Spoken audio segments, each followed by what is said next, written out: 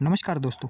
पिछले कुछ दिन से ग्लोबल मार्केट के साथ इंडियन स्टॉक मार्केट में भी बड़ी भारी गिरावट आई है। स्पेशली स्मॉल कैप और मिड कैप स्टॉक्स में ज़्यादा गिरावट आई है। ये वीडियो आपके लिए बहुत ही हेल्पफुल हो सकता है। अगर आप ऐसे मार्केट गिरता है और पैसा माइनस में गया इसलिए अगर निकालते हो तो आपका फाइनेंशियल नुकसान हो सकता है। अगर आप लॉन्ग टर्म में इन्वेस्टमेंट कर रहे हो तो ऐसे छोटे मोटे फॉल मार्केट में आते रहते हैं, इसलिए बिल्कुल भी डरना नहीं है।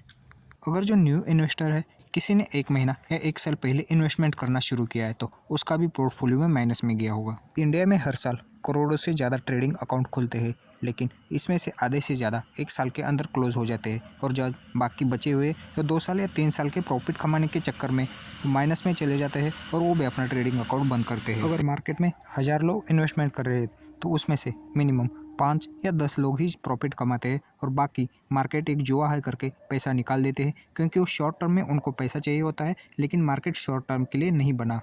और जो लॉन्ग टर्म इन्वेस्टर है उन लोग तो अपने पोर्टफोलियो की तरफ देखना नहीं चाहिए, क्योंकि अगर आप पोर्टफोलियो की तरफ देखेंगे और वो माइनस में गया होगा तो आप डिप्रेशन में आ सकते हैं। इसलिए ऐसे बियर मार्केट में अपने पोर्टफोलियो की तरफ नज़र रखना नहीं है। और जो म्यूचुअल फंड में एसआईपी कर रहे हैं, जो न्यू इन्वेस्टर है, उन्होंने अपनी एसआईपी को ऐसे समय में टॉपअप करने से ज़्यादा फायदा मिल सकता है। अगर आप बियर मार्केट में, यानी कि जिस समय मार्केट डाउन हो रहा है उस समय अगर आपका एसआईपी स्टॉप करोगे तो आपको म्यूचुअल फंड में रिटर्न नहीं मिल सकते हैं। लोग शेयर मार्केट को जुआ मानते हैं क्योंकि उनको इन्वेस्टमेंट का सही तरीका पता नहीं है। म्यूचुअल फंड या एसआईपी हो चाहे स्टॉक्स बाइंग हो, यह शॉर्ट टर्म में आपको ज़्यादा फायदा नहीं दे सकता। अगर आपको कंपाउंडिंग इंटरेस्ट चाहिए तो आप लॉन्ग टर्म में ही इन्वेस्टमेंट करना पड़ेगा, तभी आपको कंपाउंडिंग इंटरेस्ट का फायदा मिल सकता है। अभी मैं यहाँ पे अपने खुद के पोर्टफोलियो में थोड़ा डिस्कशन करूंगा। पिछले 5 साल से मैं म्यूचुअल फंड में एसआईपी चला रहा हूँ। टोटल 18 लाख रुपए इन्वेस्टेड है और उसका वैल्यू कुछ दिन पहले 30 लाख रुपये हुआ था, लेकिन जैसे ही मार्केट में 5 या 6% करेक्शन हुआ है उसका 30 लाख से वैल्यू घटकर 27 लाख रुपये हुआ है। सिर्फ 15 दिन में मेरा 3 लाख रुपये का लॉस हुआ है। अगर मैं अपना पैसा छोटू मोटू गिरावट के देखकर या मेरा 3 लाख रुपए माइनस में गया ऐसा सोचकर पैसा निकालूंगा तो मेरा म्यूचुअल फंड में पैसा कभी नहीं बन सकता। इसके उल्टा जब मार्केट डाउन होता है तो मेरे पास जितना भी पैसा होगा उतना पैसा मैं जिस फंड में एसआईपी चल रहा है उसी फंड में टॉपअप कर देता हूँ। गिरते हुए मार्केट में ज़्यादा परचेजिंग करने से लॉन्ग टर्म में फ़ायदा मिल सकता है।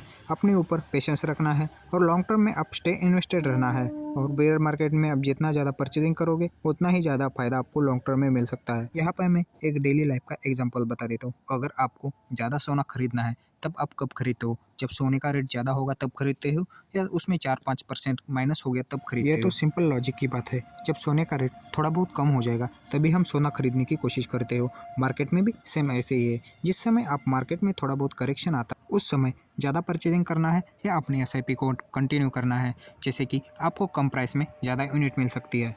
अभी जो मार्केट डाउन हुआ है उसमें स्मॉल कैप और मिड कैप स्टॉक्स ज़्यादा इफेक्टेड हुए हैं। लगभग 8 से 10% का करेक्शन स्मॉल कैप और मिड कैप स्टॉक्स में आया हुआ है। इसके कारण स्मॉल कैप और मिड कैप फंड की एनएवी में भी बहुत ज़्यादा असर दिखाई दिया है। इन्वेस्टर्स के लिए एक गोल्डन अपॉर्चुनिटी हो सकता है। अगर कोई म्यूचुअल फंड में लमसम अमाउंट डाल सकता है उसके लिए भी एक अच्छा मौका है। जिसके भी पास थोड़ा बहुत पैसा बैलेंस है वो लमसम अमाउंट इन्वेस्टमेंट कर सकता है। अगर आप गिरे हुए मार्केट में परचेजिंग करोगे तो लॉन्ग टर्म में आपको बहुत अच्छे रिटर्न मिल सकते हैं। यहाँ पे मैं एक कंपाउंडिंग इंटरेस्ट का मैजिक बता देता हूँ।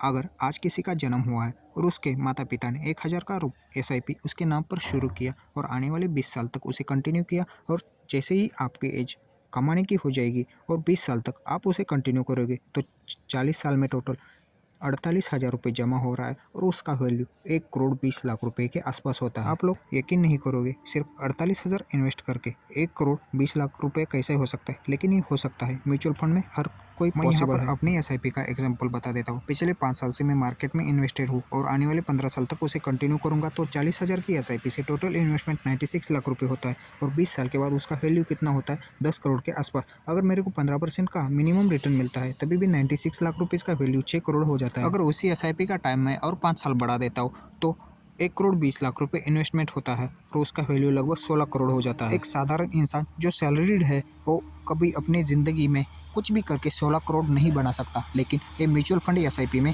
पॉसिबल है। इसलिए अपने ज़िंदगी में थोड़ा बहुत रिस्क लेना जरूरी है। ज़िंदगी को आप बिल्कुल भी सेफ रखोगे तो आपके लाइफ में भी इतना पैसा कभी नहीं आ सकता। इसलिए जो साधारण पीपल है, सैलरीड है, उनका इनकम कम है या अन्य कोई काम करके जी रहे हैं, वो मिनिमम 1000 का एसआईपी करके भी 15 या 20 साल में 1 करोड़ का अपना टारगेट पूरा कर सकते हैं। इसलिए आज ही अपना इन्वेस्टमेंट जर्नी स्टार्ट करना बहुत ज़रूरी है। हम सर्वसाधारण लोगों के पास पैसा आता नहीं क्योंकि हम सही जगह पे इन्वेस्टमेंट नहीं करते हैं, इसलिए सही जगह पे इन्वेस्टमेंट करना बहुत ही ज़रूरी है।